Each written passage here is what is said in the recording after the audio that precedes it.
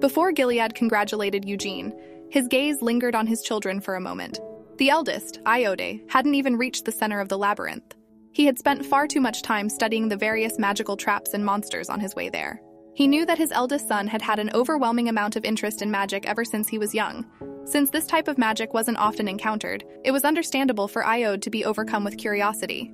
However, for him to prioritize his own curiosity over displaying his talents during this vital bloodline continuation ceremony, Gilead couldn't help but feel disappointed, both as a patriarch and a father. On the other hand, Seal and Cyan's performances left him feeling quite satisfied.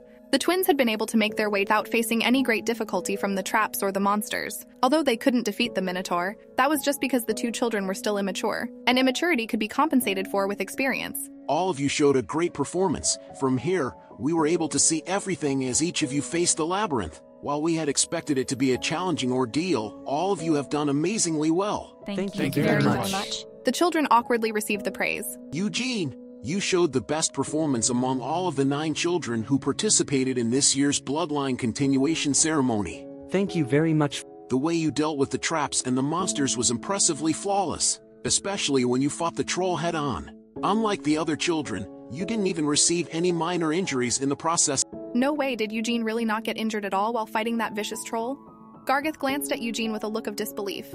How could he have done that when he's shorter and has fewer muscles than me? Gargeth asked himself. He really was impressive, but he also felt disappointed. If only he had the help of our family's revolutionary muscle growth agent. That poor body of his would be much larger. Truthfully, we expected all of you to be trapped in the labyrinth for at least 2 days. But as expected of the bloodline of the Great Vermouth, it seems that I greatly underestimated them. After all, seeing these gemstones of talent sparkle brighter than imagined could only be a pleasant surprise. You all should return to your rooms and rest. I would have liked to hold a grand banquet this evening. However, we didn't know that you would all emerge so quickly, and I'm afraid that we weren't able to prepare the banquet in advance. As such, all of you can have a good rest today, and we will hold the banquet tomorrow. Loberian, escort the other children back to their rooms. As for Eugene, you can come with me. Yes, sir. Are you going to give him his reward right now? There's no reason to delay, so wouldn't it be better if he got to choose more quickly?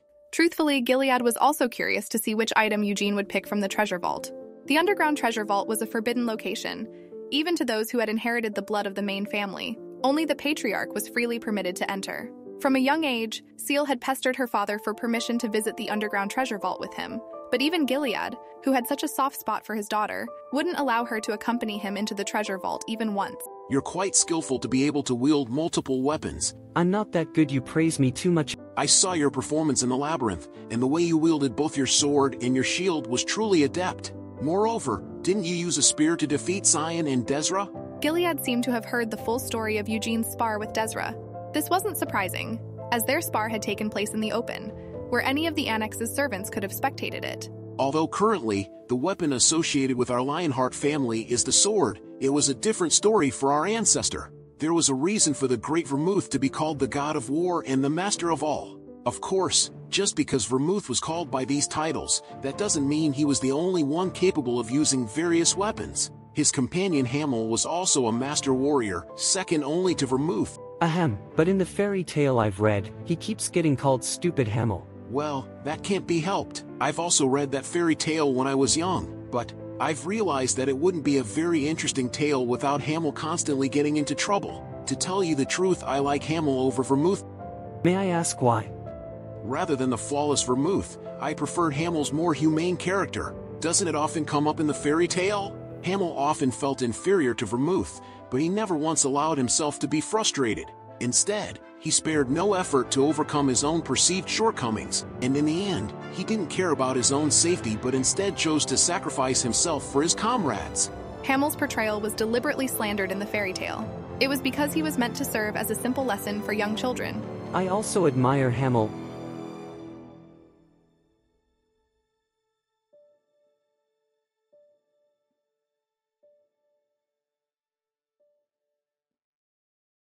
As someone who isn't even a member of the main family, you will be the first person other than a patriarch to step foot into the family's treasure vault. Is it really okay for me to go down there? Of course it is. Didn't I promise you that you'll be allowed to pick whichever item you desire? I've already discussed this matter with the Council of the Family Elders and obtained permission. The council.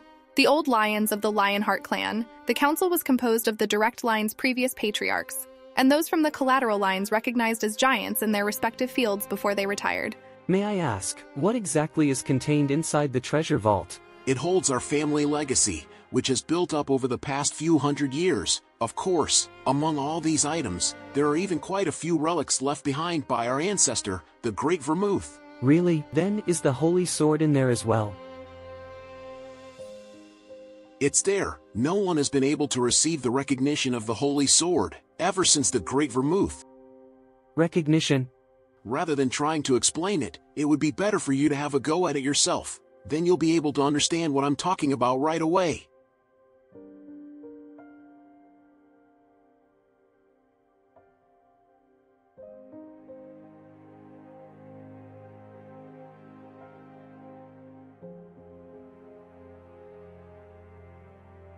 You may enter. Will you be entering with me, Patriarch? While I believe that it might be fun to watch as you pick something, if I go in with you, I may end up unconsciously influencing what item you pick, and I would rather respect your freedom of choice. Also, if I do go in with you, I feel that I might distract you.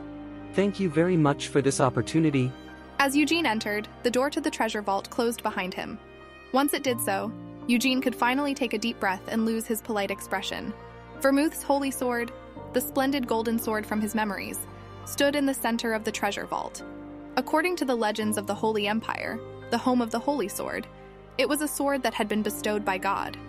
Recognizing Vermouth as its sole owner, this sword had even pierced the heart of the first to be slain from Helmuth's 5 demon kings. Although after that, it was almost exclusively used as a torch. Eugene grabbed the sword with both hands and tried to pull it out using all his strength. It's not working. Just like Gilead said, you'll know once you've had a go at it yourself. Eugene didn't waste more of his power on it and cast away any regret. Even if he had managed to draw the sword, it wasn't like he would have been allowed to keep it. He took another look around. This was Asphalt, right? This was the devouring sword Asfel. It could devour whatever it cut to increase its own strength. It was a sword that could cut magic, a mana-devouring sword. No matter how powerful the spell was, in front of Asfel, it would be worthless. It was only thanks to the fact that Vermouth was an excellent wizard in the first place that he was able to use it. Besides this sword, several other familiar weapons had caught his eye. There's the dragon spear Carbos. It was a spear capable of unleashing an attack as powerful as a dragon's breath with a single thrust. The storm sword Wynid, a sword imbued with the protection of the Wind Spirit King. The thunderbolt Pernoa, a bow that shot bolts of lightning, which could cross any distance to reach its target. The Sword of No Return Javel, a sword that could create countless flying copies of itself when mana was inserted. And they've even got Gaedon's shield, a deceptive shield that could divert any attack that came into contact with it into the void. These were all weapons that could turn the world on its head if they got out. But is this really everything? He couldn't see the terrifying Moonlight Sword, or the demonic spear he had really been coveting. The weapons here are only about half as good as those. This wasn't anything strange. After all, 300 years had passed. During this time, quite a few weapons may have left the treasure vault, never to return. Bastards. They must have known a good thing when they saw it and snatched the easiest to deal with is Wynid. Just holding it in your hands would allow you to command the spirits of the wind, and of course, it enabled you to use spirit magic. Although it would be impossible for a while, as long as he kept accumulating enough mana, he would even be able to one day summon the Wind Spirit King himself. Unlike ordinary magic, spirit magic didn't consume a lot of the user's mana. Once the spirit was summoned, any further mana costs were taken care of by the spirit itself. Eugene kept looking around the treasure vault. In addition to these weapons, there were several other treasures that Vermouth had also used. Oh? Eugene's eyes widened in surprise. Lying there was a small necklace. Why is this here? It wasn't anything special. There was no great magic imbued into it, nor did it have any important symbolism. This necklace was the keepsake that had been left to Hamel after his parents were killed by monsters. Hamel had eventually taken revenge for their deaths with his own hands. Nevertheless, Hamel continued to wear it around his neck until the day he died. Or at least that was how it should have been. Could Vermouth have retrieved my body from Helmuth? It looks like they didn't just forget about me. To someday kill all 5 of the Demon Kings, that was the promise that everyone had vowed to each other. But despite this, Vermouth, Mulan, Sienna, and Anise, those 4 had made an oath of peace with the Demon Kings. Even though 300 years had passed since then, Helmuth and its 2 Demon Kings were still alive and well, Just what exactly did they swear in that oath? Even though you retrieved my belongings and laid them to rest here, all of you, especially you, Vermouth, just what were you thinking? Eugene couldn't put down the necklace. Since he had even gotten the chance to reincarnate, he didn't want to get too bogged down with his past life. This necklace had stirred up a number of feelings that Eugene had been trying to ignore. It might have been that they lacked the strength to do so after I died. After all, the last two Demon Kings were terrifyingly strong. He didn't want to resent Vermouth and his other comrades, since he believed that they must have had a reason for not being able to slay the remaining Demon Kings. He still wanted one of the weapons, but he couldn't bear to leave this necklace, the keepsake belonging to Hamel, inside the Lionheart's treasure vault. That is? It called to me. Are you sure about this? There should be many other more amazing treasures. Do you mind if I take a look at it for a moment? Please, go ahead. A worn-out necklace. No jewels were embedded, nor was the workmanship extraordinary. Even when he inserted his mana, there was no reaction in response. This was simply an ordinary and cheap necklace. Why was such a necklace inside the treasure vault? The more he looked at it, the more Gilead failed to understand. Everything inside the vault had been recorded by the magic of the treasure vault. This is quite a mystery. This necklace isn't an item that has been registered by the treasure vault. This is an item that shouldn't have been in there. But then why was it in there? This necklace doesn't seem to be valuable. It doesn't have any enchantments either. So even if you sold it, you wouldn't even be able to buy a cheap sword. In any case, do you still want to keep this necklace? Yes, I do. If you really want to keep this necklace, then it can't be helped. However, I can't let you have it right away. Since the origins of this item are unknown, I'll have to ask Loberian to examine it. So I can have it back once the examination is over? I'll even promise you that I'll return it once the results are in. Although I really didn't think things could turn out like this. Eugene, technically speaking, the item you brought back with you is not a treasure of the Lionhearts. As that's the case, go back inside and only come out after you've picked something else. Can I really? It's fine. After all, you didn't come out with a piece of a treasure, so go back in and return with whatever you like. Thank you so much. He really couldn't believe that Gilead is Vermouth's descendant. I've decided, it's you, Winid. From now on, you belong to me. Why didn't you choose a spear? You're great with spears. It was my choice. And back in the labyrinth, didn't you see that I'm great with a sword as well? So annoying. It looks way too light. With your strength, a larger and heavier sword would have been a good fit. A weapon like a hammer or an axe would also have been good. It was my choice.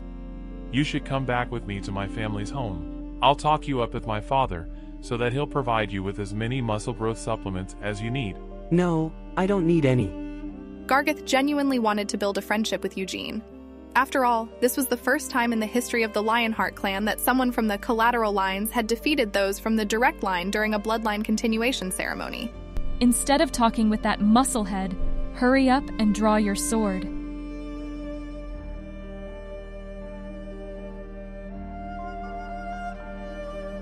Which sword is it? It's called Winid. The Patriarch told me that this sword is imbued with the protection of the Wind Spirit King. Once I've started training my mana, I might be able to summon spirits. Desra pouted and looked at Eugene with eyes full of envy.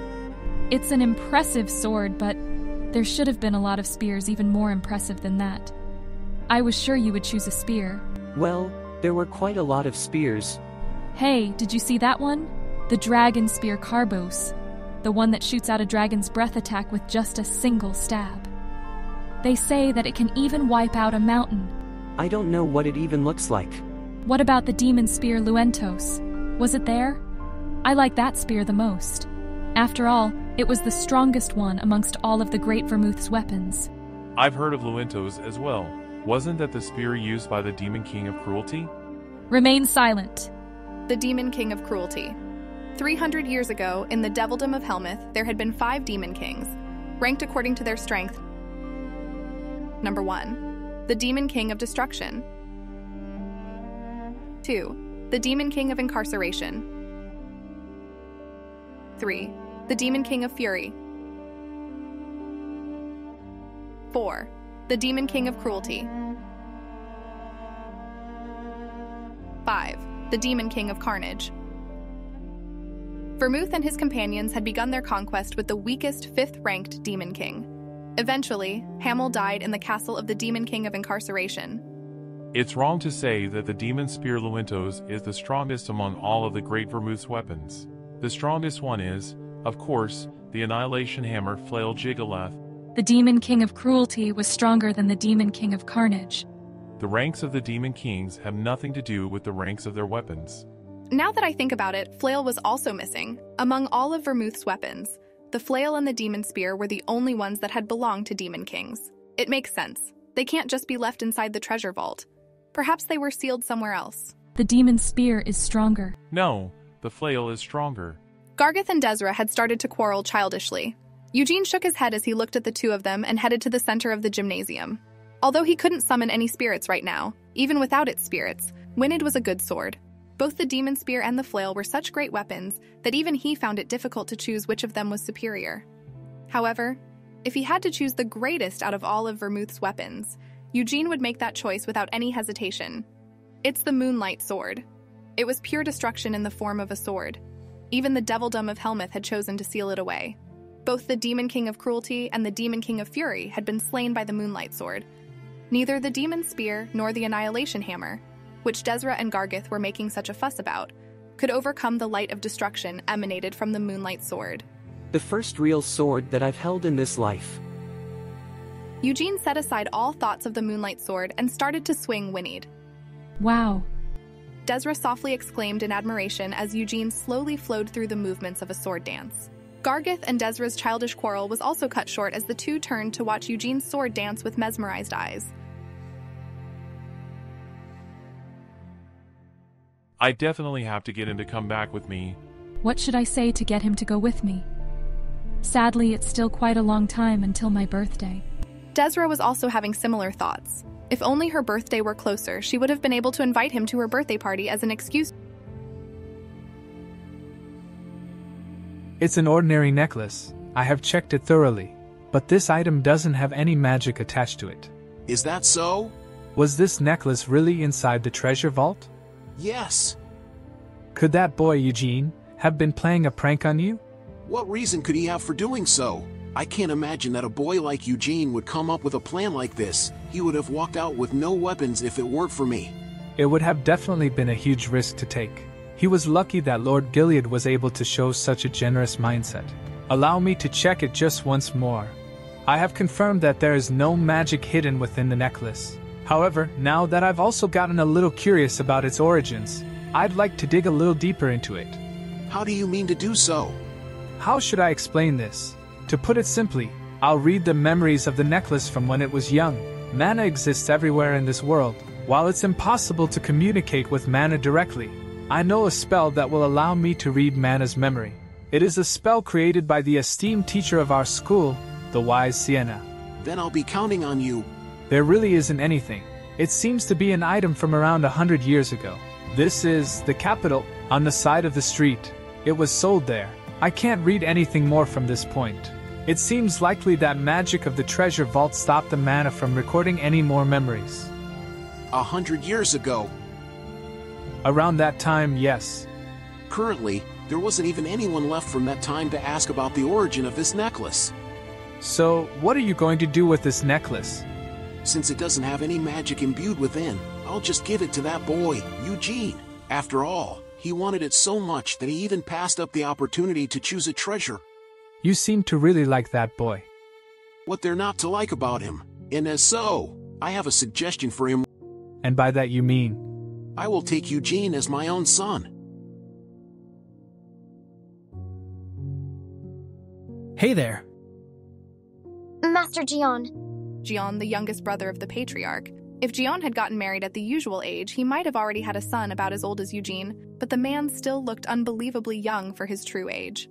Pleased to meet you. I am Eugene Lionheart. Of course I know who you are. You are the kid that beat the main family. So you're here to guide me to the Patriarch? That's right. My brother wanted to send one of his knights, but I told him that I'd go and do it personally. I actually wanted to see you for myself. You wanted to see me in person? I meant it. After all, you defeated Sion in a duel, And I've heard you've even won the bloodline continuation ceremony?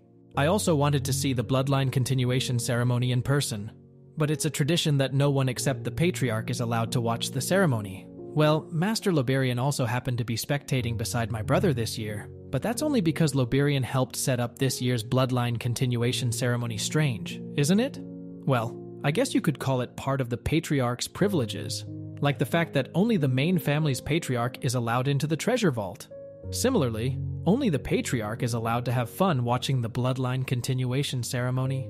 I know it might sound like it, but I'm not really complaining about my brother, you know? It's just that the traditions are. But if I say it like that, does it sound like I'm complaining about the family rules instead? I don't mind if you do. Brother actually doesn't mind it when I complain about them either. Although they hadn't been talking for very long, Eugene had a rough idea of what Gion's personality was really like. His very attitude seemed to exude a sense of free-spiritedness. It was probably due to this character of his that he had decided not to marry yet. Why is the patriarch calling for me? Maybe to compliment you?